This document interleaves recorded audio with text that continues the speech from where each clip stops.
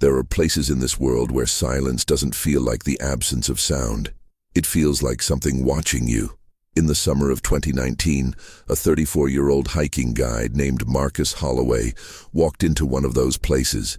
He walked in speaking fluent English, cracking jokes with his clients, narrating the landscape like a poet. He walked out 6 days later, but he never spoke again. Not a word, not a whisper, not even a scream. And according to the medical team that examined him, there was no physical reason for his silence. His vocal cords were intact. His brain showed no signs of trauma. His larynx functioned perfectly. But when Marcus Holloway opened his mouth to speak, nothing came out. Because whatever he saw in those woods didn't just take his voice, it erased it. Marcus Holloway wasn't supposed to be alone that week. He was leading a small group, 3 clients, all experienced hikers, through the Sawtooth Wilderness in central Idaho. It's a brutal, beautiful stretch of land. Jagged peaks, dense pine forests, lakes so clear you can see 20 feet down into the dark. It's the kind of place people go to find themselves. Marcus had been guiding trips there for nearly a decade. He knew every trail, every ridge, every hidden campsite tucked away from the crowds. His clients trusted him. And on July 11th, 2019, that trust seemed well placed. The group set out on a 4-day loop trail. The weather was perfect. The morale was high. Marcus was in his element, storytelling around the fire, pointing out constellations, teaching them how to read the forest. But on the 3rd night, something changed. According to the surviving members of the group, Marcus woke them up around 2 a.m. He wasn't panicked. He wasn't frantic. He was calm, too calm. He told them he'd heard something. Not an animal, not wind, a voice. He said it was coming from the ridgeline above their camp. A woman's voice, he thought, calling out, distressed. The clients didn't hear anything, but Marcus insisted. He said someone was in trouble. He said he had to check it out. One of the hikers, a woman named Carla Voss, later told investigators that Marcus looked different when he said this. His eyes were wide. Not with fear, with certainty, like he knew something they didn't. Marcus grabbed his headlamp and his radio. He told them to stay put. He'd be back in 20 minutes. And then he walked into the dark. 20 minutes passed, then an hour, then 3. By sunrise, Marcus Holloway was gone. The clients did everything right. They radioed for help. They stayed at camp. They marked the trail. Search and rescue teams arrived within hours. They brought dogs, drones, thermal imaging, but the Sawtooth Wilderness is over 217,000 acres of unforgiving terrain. You can vanish in a place like that and never be found. And for 5 days, that's exactly what Marcus did. No tracks, no gear, no sign of struggle. It was as if the forest had swallowed him whole. Back home, Marcus's wife, Eleanor, waited by the phone. She gave interviews. She posted on social media. She begged anyone with information to come forward. She told reporters that Marcus would never just leave. He was too experienced, too careful. He knows those mountains better than anyone, she said. If he's not back yet, it's because he can't come back. And she was right, but not in the way she thought. On the 6th day, a helicopter crew spotted something near the base of a ravine. A figure, sitting upright, completely still. At first, they thought it was a body, but then it moved. They airlifted Marcus Holloway out of the wilderness that afternoon. He was dehydrated, malnourished, covered in scratches and dirt, but he was alive.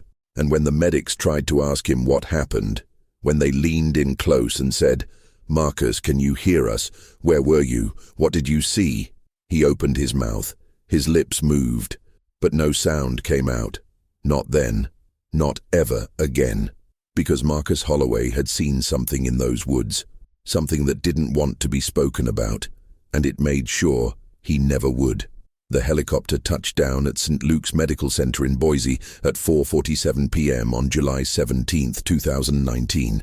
Marcus Holloway was rushed into the emergency room, still wearing the same dirt-caked clothing he'd disappeared in. His boots were shredded, his hands were scraped raw, but he was conscious. He was breathing, he was alive, and for the first few hours, that was enough. Elena arrived at the hospital just after 6. She ran through the corridors, past nurses and doctors, until she reached his room. When she saw him sitting upright in the bed, staring at the wall, she broke down. She grabbed his hand. She kissed his forehead. She told him she knew he'd come back. She knew he'd survive. Marcus turned to look at her. His eyes were clear, focused. He recognized her. There was no confusion, no disorientation. He squeezed her hand back, and then he opened his mouth to speak. His lips formed the shape of her name, Elena, but no sound came. Not a whisper, not a breath, just silence. Elena thought maybe he was in shock. The doctors thought the same thing. Trauma does strange things to the body. It shuts down systems. It rewires the brain. They told her to give him time, rest, fluids. Maybe after a few days his voice would come back on its own. But deep down, even then, Elena knew something was wrong, because Marcus wasn't acting like someone who'd been lost in the wilderness for 6 days. He wasn't relieved. He wasn't crying. He wasn't even tired. He was just sitting there, staring, like he was waiting for something. The initial medical examination revealed something disturbing. Marcus had lost 12 pounds. His core body temperature was slightly below normal. He had cuts and bruises consistent with someone who'd been moving through rough terrain. But there were no major injuries, no broken bones, no signs of hypothermia or severe dehydration. In fact, considering he'd been missing for nearly a week in one of the harshest wildernesses in North America, he was in shockingly good condition. Too good. Dr. Raymond Okoro, the attending physician, noted this in his report. He wrote, "Patient presence as someone who has been outdoors for 24 to 48 hours, not 6 days. Vitals are stable. No signs of starvation or extreme exposure. This is inconsistent with the timeline provided by search and rescue."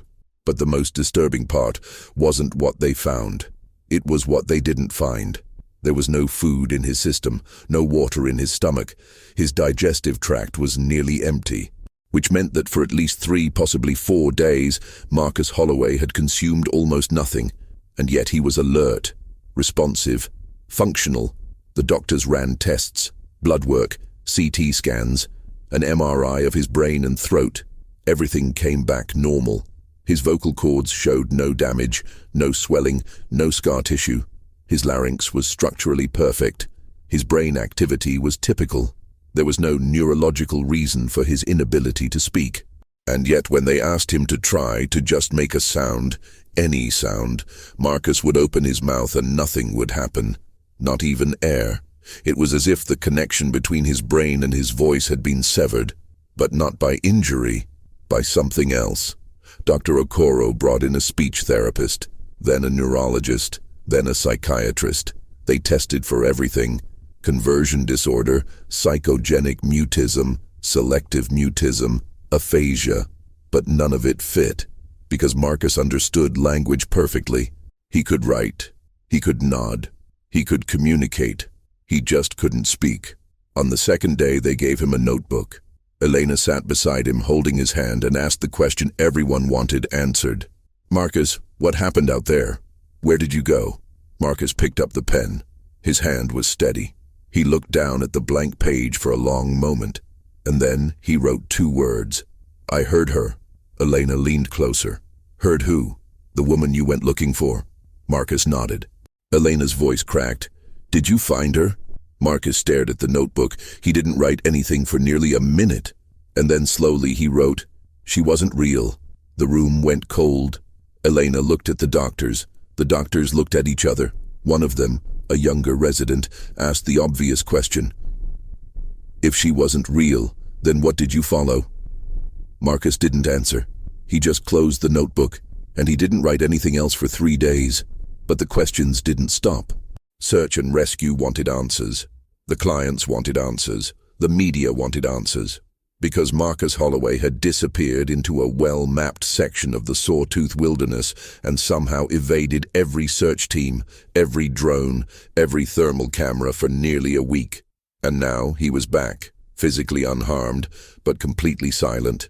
Carla Voss, one of the clients who'd been with Marcus that night, gave an interview to a local news station. She described the moment he woke them up. She said he seemed different, Not scared, not confused, almost like he was in a trance. It was like he was being called, she said, like he had no choice but to go. The interviewer asked her if she thought Marcus had a mental breakdown. Carla shook her head. No, I've seen people panic in the wilderness. I've seen people lose it. That's not what this was. Marcus knew exactly what he was doing. He just didn't know what he was walking into.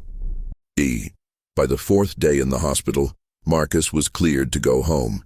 Physically, there was nothing wrong with him. Psychologically, the doctors recommended therapy, trauma counseling, time, but they couldn't force him to stay, and Marcus wanted to leave. Elena drove him back to their house in the suburbs of Boise. She helped him inside. She made him tea. She sat with him on the couch and asked if he wanted to watch TV or rest or eat. Marcus just stared at the window, at the trees outside, at the mountains in the distance. And then, for the first time since he'd been found, Marcus started to cry. Not out loud. There was no sound, but tears streamed down his face. His shoulders shook. His hands trembled. Elena held him. She whispered that it was okay, that he was safe now, that whatever happened out there, it was over. But Marcus shook his head, because it wasn't over. Whatever he'd seen, whatever he'd heard, it had followed him home. And the worst part was, no one else could hear it. The official search and rescue report was filed on July 22nd, 2019. It was 11 pages long. Most of it was procedural, times, coordinates, weather conditions, personnel deployed. But buried in the middle of the document was a single paragraph that didn't make sense. It read, "Subject was located approximately 4.3 miles from last known position, seated in a clearing with no visible trail access. No evidence of campfire, shelter construction, or food consumption. Subject appeared to be waiting. When approached by rescue personnel, subject did not respond verbally, but maintained eye contact and complied with instructions. No signs of distress or disorientation observed." That word, waiting, it appeared twice in the report, and it bothered everyone who read it. Because if Marcus had been lost, if he'd been trying to survive, he would have been moving, searching for water, for shelter, for a way out. But according to the helicopter crew that found him, Marcus wasn't doing any of that. He was sitting in the middle of a clearing, in broad daylight, like he'd been placed there. The lead search and rescue coordinator, a man named Tom Briggs, was interviewed by a true crime podcast 6 months later. He was careful with his words. He didn't want to speculate, but when pressed, he admitted something strange. "In 23 years of doing this job, I've never seen someone found like that. Usually if they're alive, they're waving, shouting, trying to signal us. Marcus just sat there, didn't move, didn't react. It was like he was in a different world." The podcast host asked if Marcus seemed injured or confused. Tom paused. "No, that's the thing. He seemed perfectly lucid. He just didn't seem surprised that we'd found him, almost like he knew we were coming." Back at home, Elena tried to build some kind of normal life. She took time off work. She kept the house quiet. She gave Marcus space, but she also watched him, carefully, because the man who came back from the woods wasn't quite the same man who'd left. He didn't sleep well. Most nights, Elena would wake up around 2 or 3 in the morning and find Marcus standing at the bedroom window, staring out into the backyard. She'd ask if he was okay. He'd nod, but he wouldn't come back to bed. He'd just stand there, watching. One night she woke up, and he wasn't in the room at all. She found him outside, barefoot, standing in the middle of the lawn. It was raining. He was soaked. When she called his name, he didn't turn around. She had to walk up to him, put her hand on his shoulder, and physically guide him back inside. He didn't resist, but he also didn't explain. He couldn't. Elena started keeping a journal. She wrote down everything, his behaviors, his patterns, the things that seemed off.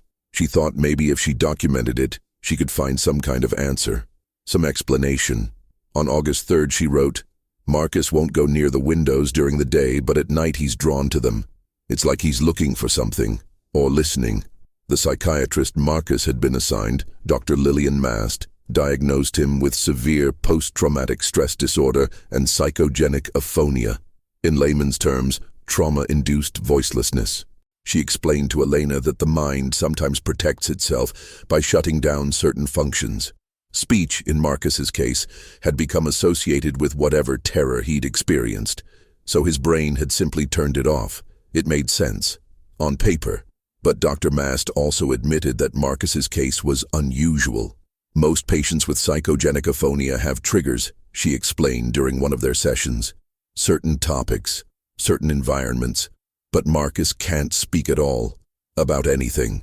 It's a complete shutdown, and that level of suppression usually indicates something catastrophic. Elena asked, what could cause that? Dr. Mast hesitated.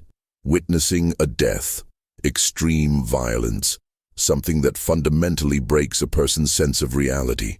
But Marcus hadn't witnessed a death, at least not one that anyone knew of. The search teams had combed the area where he'd been found. They expanded the radius, checked every ravine, every cave, every hidden spot. They found nothing. No body, no signs of struggle, no evidence of another person ever being there. So what had Marcus seen? The answer, or at least part of it, came from an unexpected source. A park ranger named Daniel Cove reached out to Elena in early September. He'd heard about Marcus's case through the search and rescue network, and he had a story. One he hadn't told anyone officially, because it sounded crazy. Elena met him at a coffee shop in downtown Boise. Daniel was in his 50s, weathered, the kind of man who'd spent his entire life outdoors. He ordered black coffee and didn't waste time. I don't know your husband, he said, but I know the area where he disappeared, and I know he's not the first. Elena felt her stomach tighten. The first what? Daniel pulled out a folded map. It was old, marked with red pen, X's scattered across the Sawtooth region. These are incidents over the last 40 years, people who went missing in that area. Some were found, some weren't, but the ones who were found all had something in common. He tapped one of the X's. 1987, a hunter named Greg Paulson, missing for 9 days, found sitting by a stream, unresponsive, never spoke again. Another X. 1999, a solo hiker, Michelle Tran, gone for 5 days, found in a meadow, alive, but she wouldn't talk about what happened, wouldn't even write it down. She moved to Oregon 2 months later and cut off contact with everyone.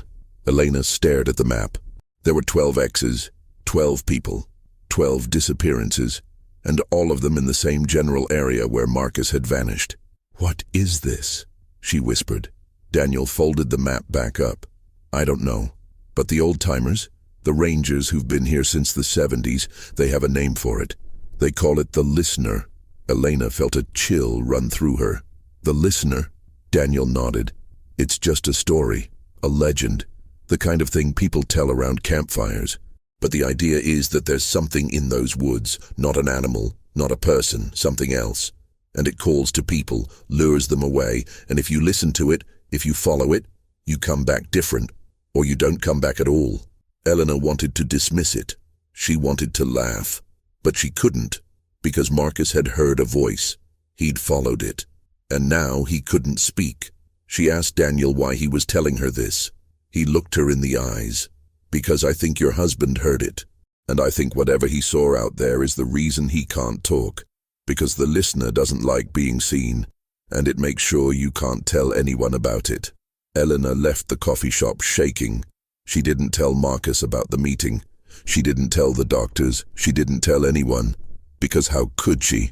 How could she explain that her husband might have encountered something that wasn't supposed to exist? But that night, she tested something. She waited until Marcus was standing at the window again, staring out into the dark, and she asked him a question. Marcus, did you see something out there? Something that wasn't human? Marcus didn't move, didn't turn around, but slowly, without looking at her, he nodded. Elena's breath caught. Is it still out there? Another nod. Can it find you here? Marcus finally turned to face her, and for the first time since he'd come home, she saw true fear in his eyes. He picked up his phone, typed something, held it up for her to read. It already has. Elena didn't sleep that night. She sat in the living room with every light on, watching Marcus stand at the window. She wanted to ask him what he meant. She wanted to demand answers. but she also knew he couldn't give them, not with words, and maybe not at all. By morning, she'd made a decision. She was going to find out what happened in those woods, not through doctors, not through therapy, but through the people who'd been there before, the ones who'd survived, the ones on Daniel Cove's map. It took her 3 weeks to track down Michelle Tran, the hiker who'd gone missing in 1999. She'd changed her name, moved to a small town outside of Portland. She didn't have social media, didn't have a listed phone number, but Eleanor was relentless. She found her through an old hiking forum, a single post from 2003, a username, a trail of digital breadcrumbs. She sent an email. She didn't expect a response, but 2 days later Michelle replied. One sentence. "If you're asking about the sawtooth, I can't help you," Elena wrote back. She explained who she was, what had happened to Marcus. She begged, she pleaded, and finally, Michelle agreed to meet, but only once, and only in person. They met at a diner in Hillsboro, Oregon. Michelle was in her late 40s now, thin, tired-looking. She ordered tea but didn't drink it. She just held the cup like she needed something to anchor her hands. "Your husband," she said quietly. "He can't talk anymore, can he?" Elena shook her head. "No." Michelle closed her eyes.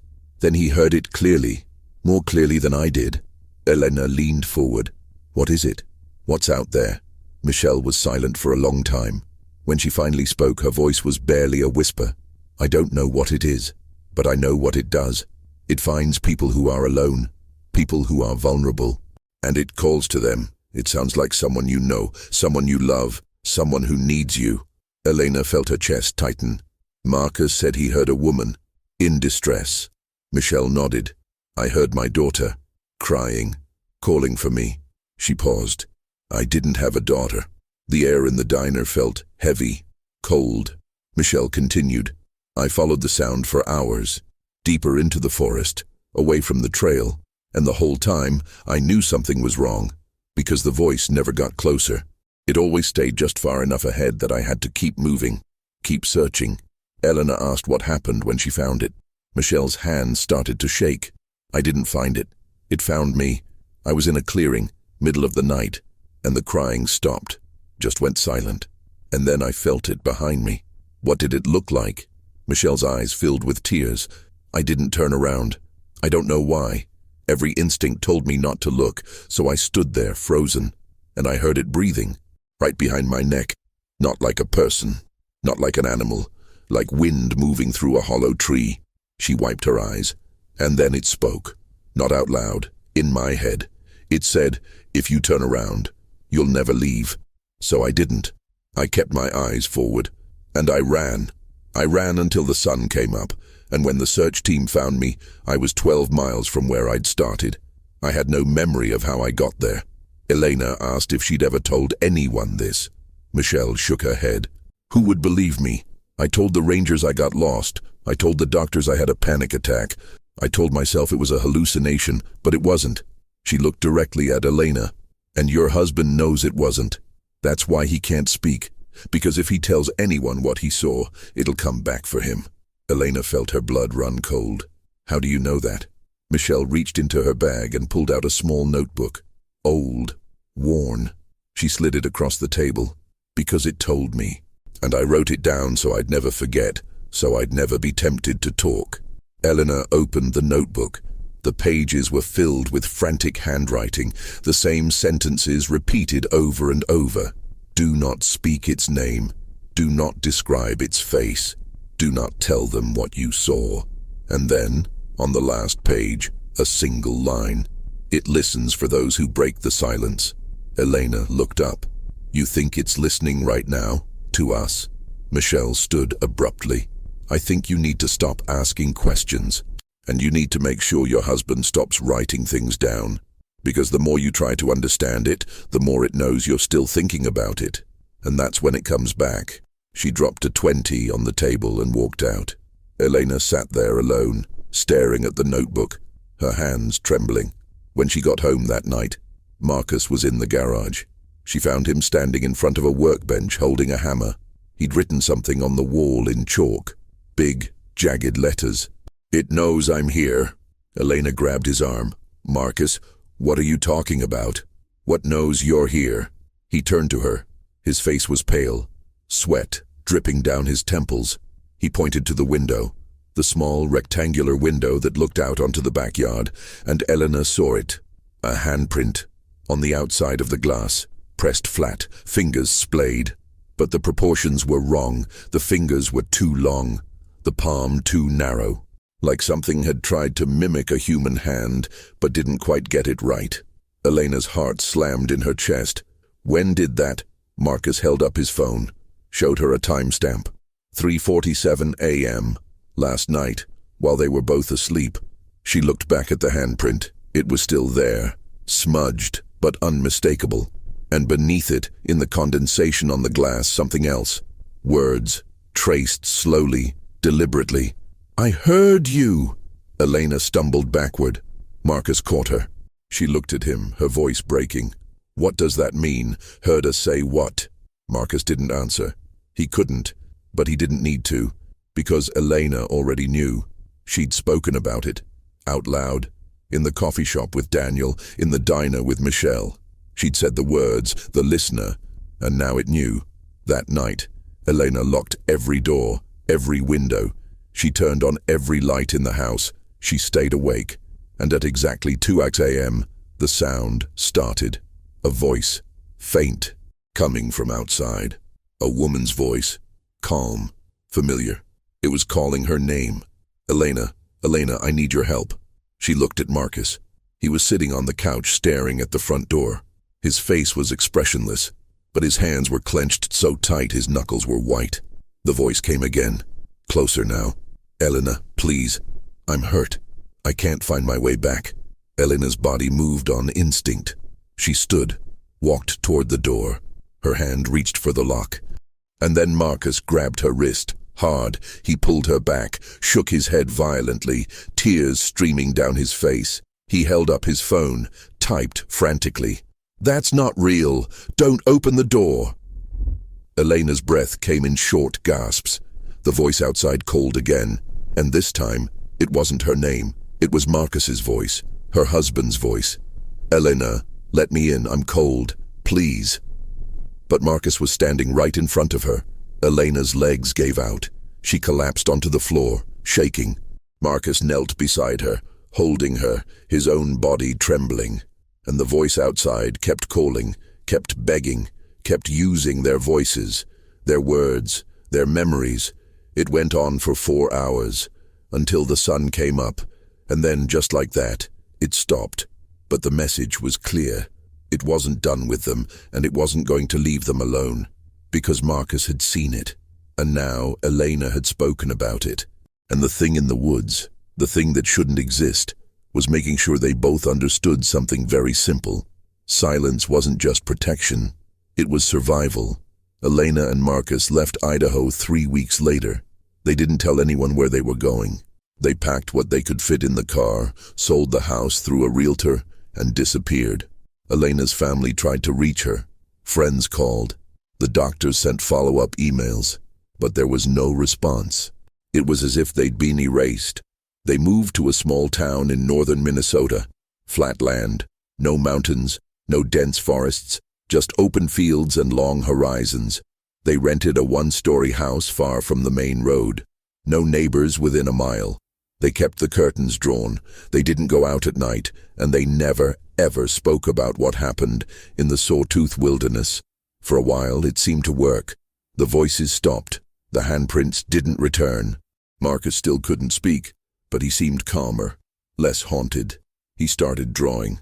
Landscapes mostly, fields, skies, anything open and empty, anything that wasn't the woods. Elena got a job at a local library. Quiet work, predictable, safe. She'd come home every evening, make dinner, and sit with Marcus in silence. They communicated through notes, through gestures, through the kind of intimacy that doesn't need words. And in a strange way, it was peaceful. But peace, Elena learned, is not the same as freedom. Because Marcus never stopped looking over his shoulder. He never stopped checking the windows at night. And every so often, maybe once a month, Elena would wake up and find him sitting at the kitchen table, staring at a blank piece of paper. pen in hand, like he was trying to write something but couldn't bring himself to do it.